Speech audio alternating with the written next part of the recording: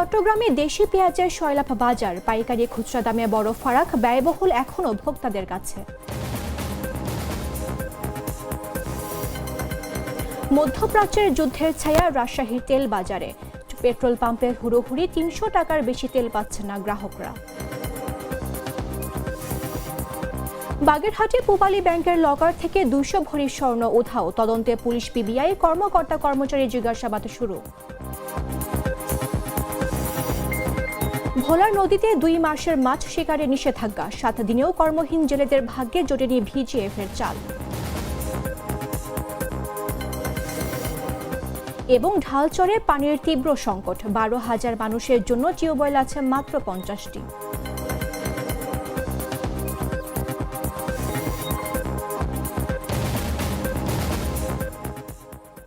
আমন্ত্রণ দেশ জুড়ে সংবাদে, আপনাদের সাথে রয়েছে আমি মামদুহা রাইসা।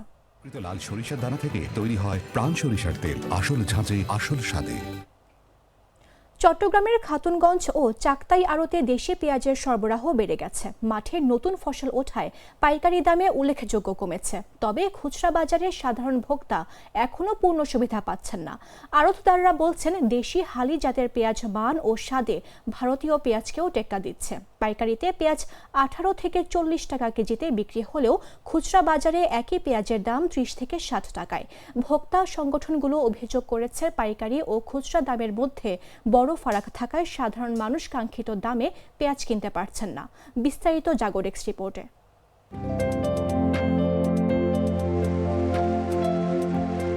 পেঁয়াজের ভরপুর মৌসুমে দেশের অন্যতম বৃহৎ পাইকারি বাজার চট্টগ্রামের খাতুনগঞ্জ ও চাকতাইয়ের আড়তগুলো এখন দেশি পেঁয়াজে ঠাসা। মাঠ থেকে নতুন ফসল ওঠা শুরু হওয়ায় বাজারে সরবরাহ বেড়েছে এবং পাইকারি দামে উল্লেখযোগ্য পতন ঘটেছে। তবে পাইকারিতে দাম কমলেও খুচরা বাজারে তার পূর্ণ সুফল পাচ্ছেন না সাধারণ ভোক্তারা।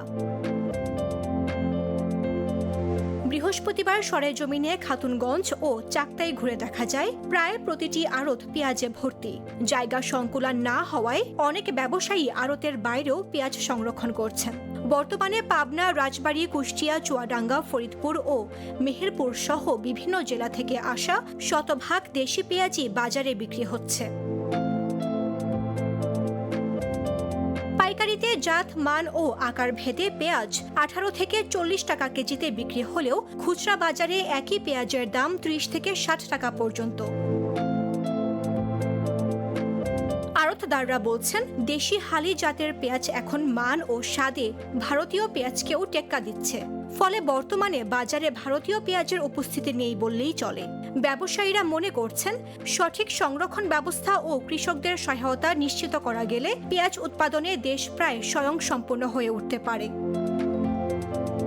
তবে ভোক্তা সংগঠনগুলোর অভিযোগ, পাইকারি ও খুচরা দামের মধ্যে বড় ব্যবধান তৈরি হয়েছে। তাদের মতে, বাজারে পর্যাপ্ত সরবরাহ থাকা সত্ত্বেও অতিরিক্ত মুনাফার কারণে ভোক্তারা কাঙ্ক্ষিত দামে পেঁয়াজ কিনতে পারছেন না। তাই বাজারে স্বচ্ছতা আনতে প্রশাসনের কঠোর নজরদারি জরুরি বলে মনে করছেন সংশ্লিষ্টরা।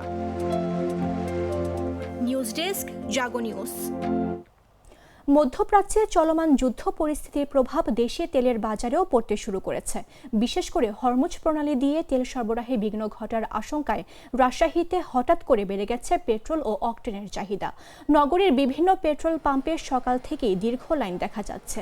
সাধারণ ক্রেতাদের জন্য পাম্পগুলোতে একজনকে ৩০০ টাকার বেশি জ্বালানি দেওয়া হচ্ছে না। লতা ফিলিং স্টেশনে মোটরসাইকেল চালক রবিউল ইসলাম খোকন বলেন, আমি ৪০০ কিলোমিটার যাতায়াত করব, কিন্তু মাত্র ৩০০ টাকা তেল পেয়েছি। সংকট নেই, শুধু যুদ্ধের আতঙ্কে সবাই হুড়োহুড়ি করছে। রাজশাহী পেট্রোল পাম্প অনার্স অ্যাসোসিয়েশনের সভাপতি মনিমুল হক জানান, সরবরাহে এখনও কোনো ঘাটতি নেই। তবে শুক্রবার ও শনিবার ছুটির কারণে ডিপো থেকে তেলের সরবরাহ বন্ধ থাকবে। তাই গ্রাহকদের নিয়মের মধ্যে রেখে জ্বালানি দেওয়া হচ্ছে। স্বাভাবিক সময়ের তুলনায় গ্রাহক বেড়ে যাওয়ায় গতকাল কিছু সময় পাম্প বন্ধ রাখতে হয়েছিল। আজ থেকে পুনরায় সব পাম্প সচল রয়েছে।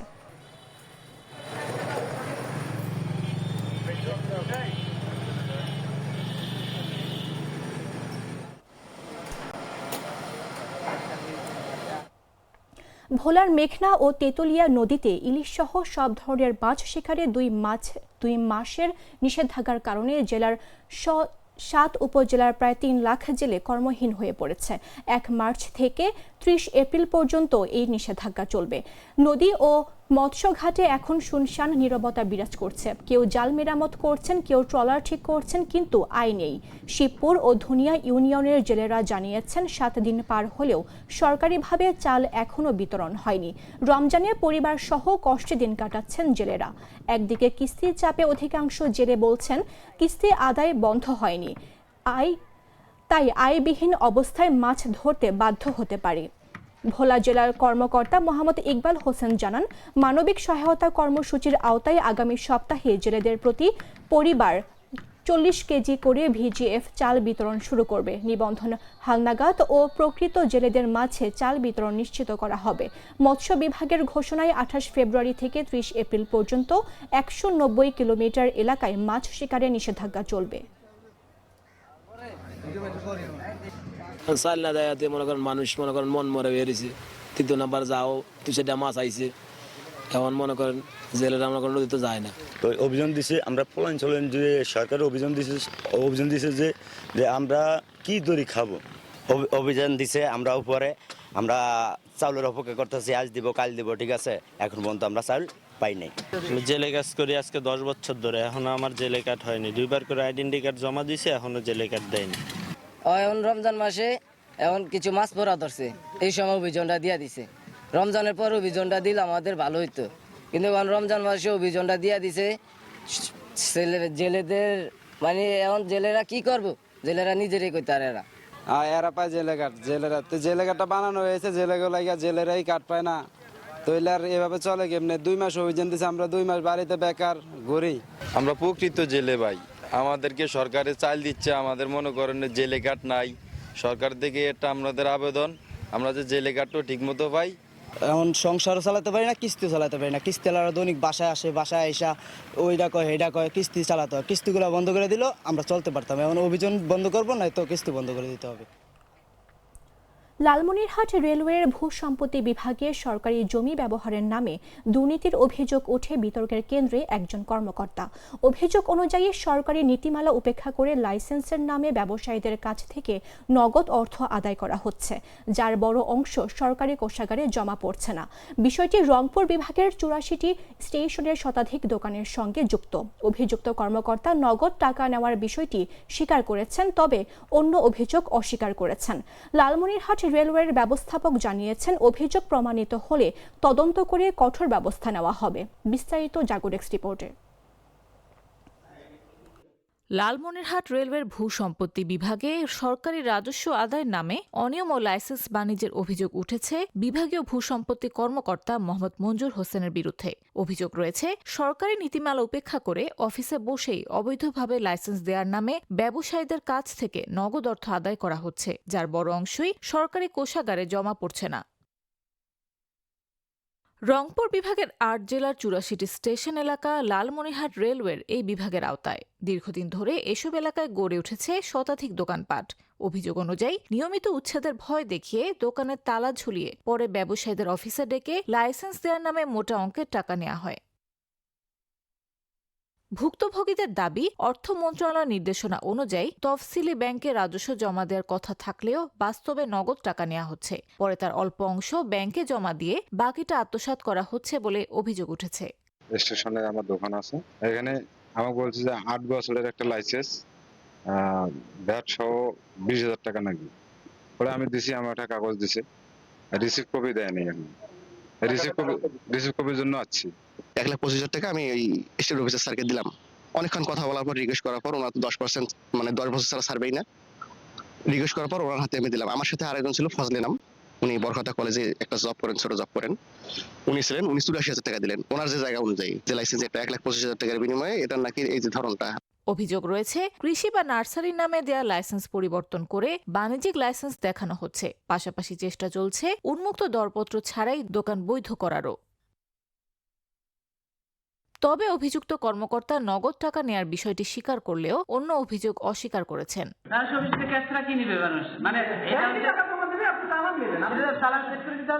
যদি আমার বিরুদ্ধে অভিযোগ হয় আমার সিনিয়রের কাছে যাবেন, আর আমার কোনো স্টাফের বিরুদ্ধে অভিযোগ হলে আমার কাছে জিজ্ঞেস করতে পারেন। এদিকে লালমনিরহাটের বিভাগীয় রেলওয়ে ব্যবস্থাপক মোহাম্মদ তসলিম আহমেদ খান জানিয়েছেন, অভিযোগের সত্যতা পেলে তদন্ত করে কঠোর ব্যবস্থা নেওয়া হবে। আপনারা যে অভিযোগ করছেন সেটা আমি খতিয়ে দেখব। নিউজ ডেস্ক, জাগো নিউজ।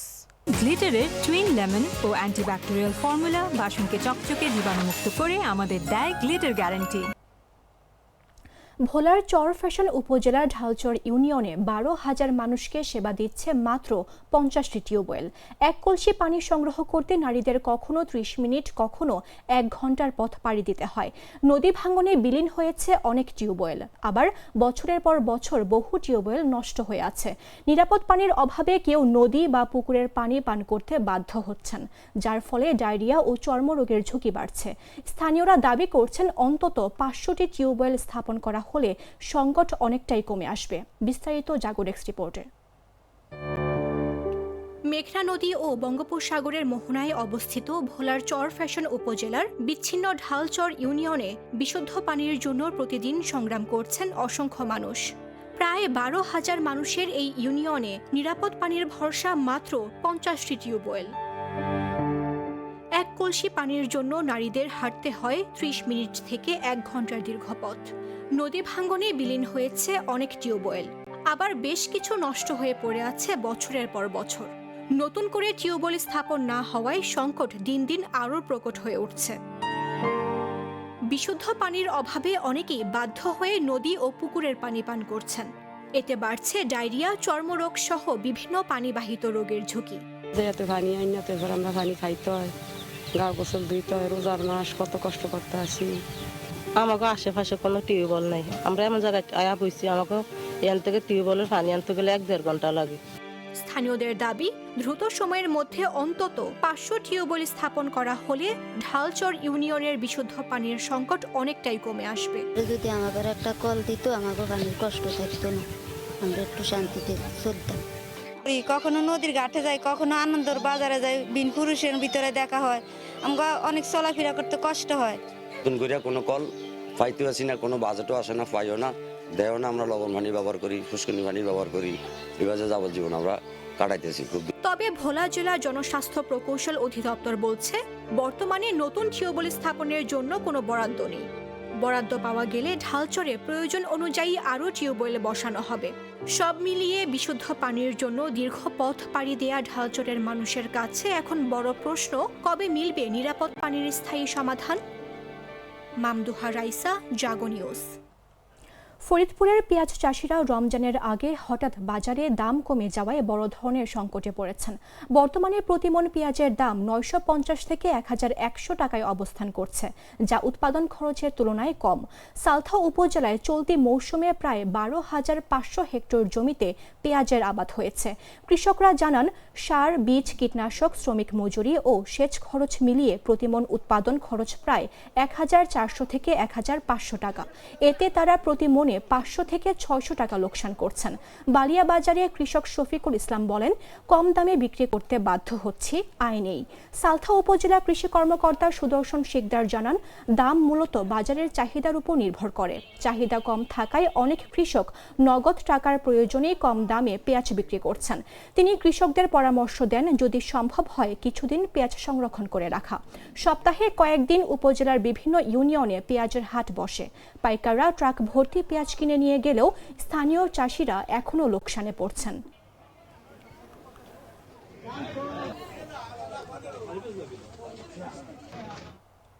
ভোলায় পাচারের সময়ে 1420 বস্তা সরকারি টিএসপি সার জব্দ করেছে পুলিশ। বৃহস্পতিবার দিনগত রাতে ভোলার ইলিশা ফেরিঘাটের কুসুমকলি ও সুফিয়া কামাল নামে 2টি ফেরি থেকে ওই সার জব্দ করা হয়।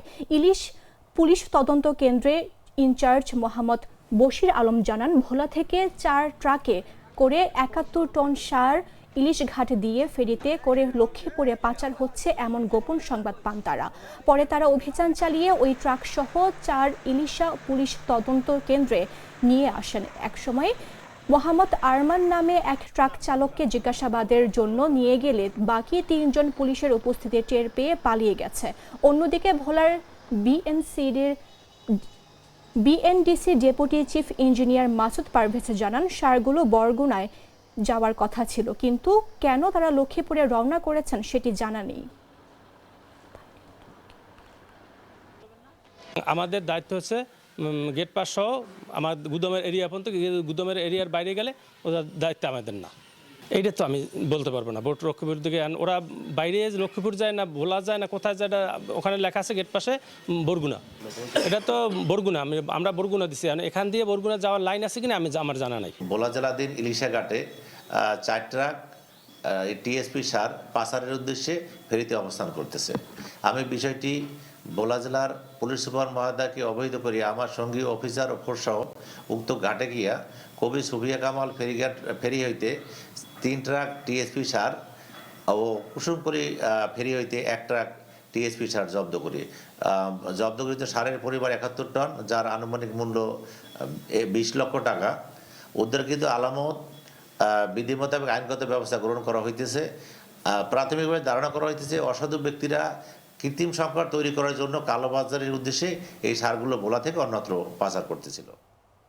বাগেরহাটের পূবালী ব্যাংকের লকার থেকে প্রায় 200 ভরি স্বর্ণালংকার উধাও হওয়ার অভিযোগে এলাকায় চাঞ্চল্য সৃষ্টি হয়েছে। অভিযোগকারী সুমন দাস জানিয়েছেন, গত বছরের অক্টোবর মাসে তিনি ও আত্মীয়রা এই স্বর্ণ লকারে রেখেছিলেন। তবে পারিবারিক অনুষ্ঠানে লকার খোলার সময় দেখা যায় সব স্বর্ণালংকার উধাও। ব্যাংক অভিযোগ পাওয়ার সঙ্গে সঙ্গে পুলিশকে অবহিত করেছে।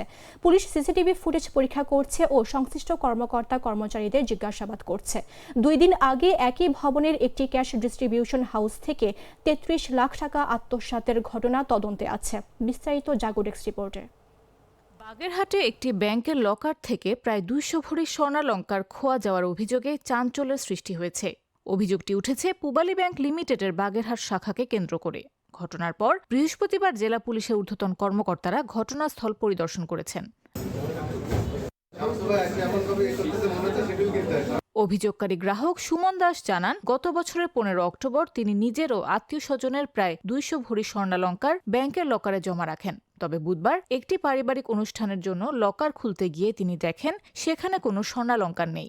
বিষয়টি জানাজানি হলে এলাকায় ব্যাপক চাঞ্চল্য সৃষ্টি হয়।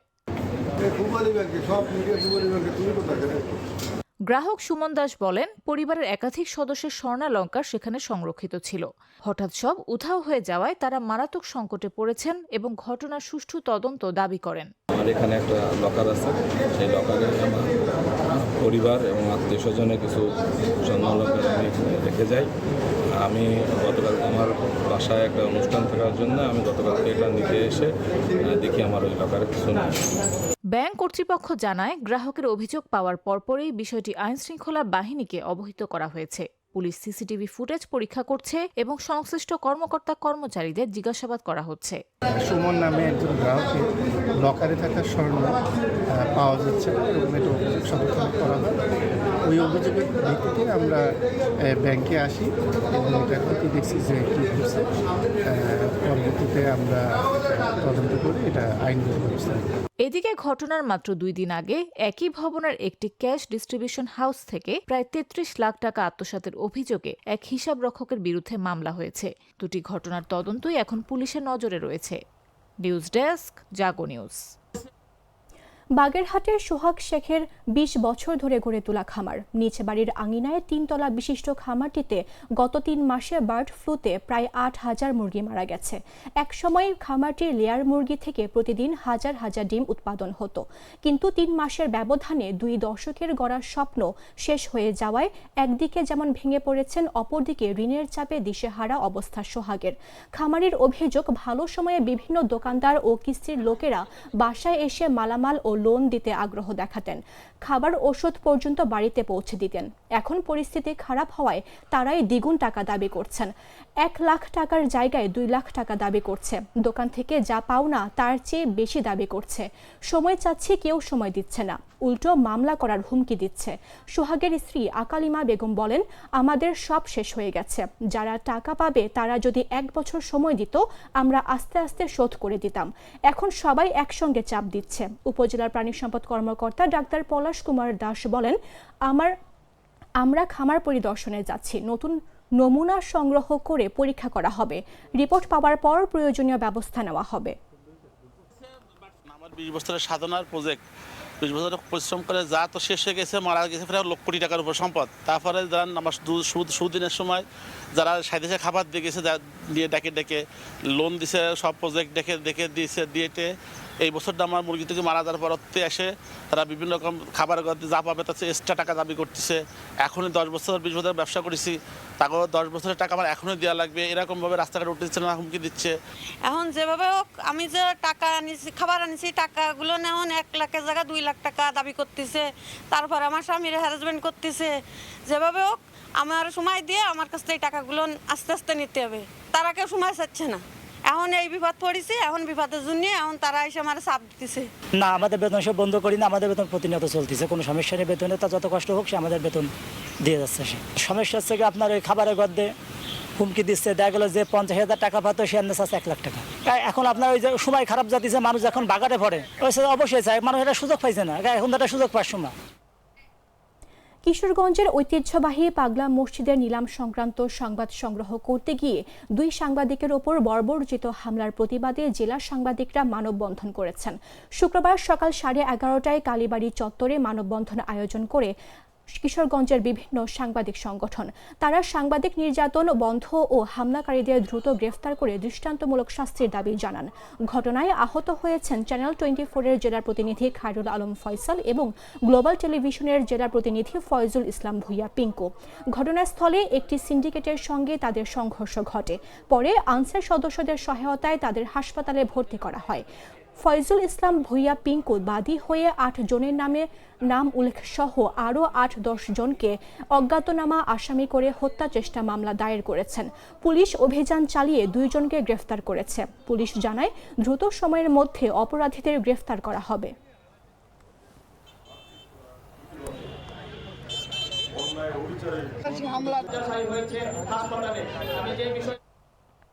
সংবাদ শেষ করার পূর্বে শিরোনামগুলো জানিয়ে দিচ্ছে আরও একবার। চট্টগ্রামে দেশি পেঁয়াজের সয়লাভ বাজার, পাইকারি খুচরা দামে বড় ফারাক, ব্যয়বহুল এখনও ভোক্তাদের কাছে। মধ্যপ্রাচ্যের যুদ্ধের ছায়া রাজশাহীর তেল বাজারে, পেট্রোল পাম্পে হুড়োহুড়ি, 300 টাকার বেশি তেল পাচ্ছেন না গ্রাহকরা। বাগেরহাটে পূবালী ব্যাংকের লকার থেকে 200 ভরি স্বর্ণ উধাও, তদন্তে পুলিশ পিবিআই, কর্মকর্তা কর্মচারী জিজ্ঞাসাবাদ শুরু। ভোলার নদীতে 2 মাসের মাছ শিকারে নিষেধাজ্ঞা, 7 দিনেও কর্মহীন জেলেদের ভাগ্যে জোটেনি ভিজিএফের চাল। এবং ঢালচরে পানির তীব্র সংকট, 12,000 মানুষের জন্য টিউবওয়েল আছে মাত্র 50টি।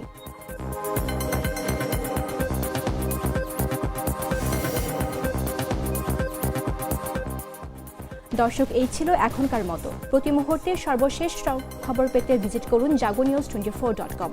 ফলো করুন আমাদের ভেরিফাইড ফেসবুক পেজ এবং সাবস্ক্রাইব করুন জাগো নিউজের ইউটিউব চ্যানেল। ধন্যবাদ সবাইকে।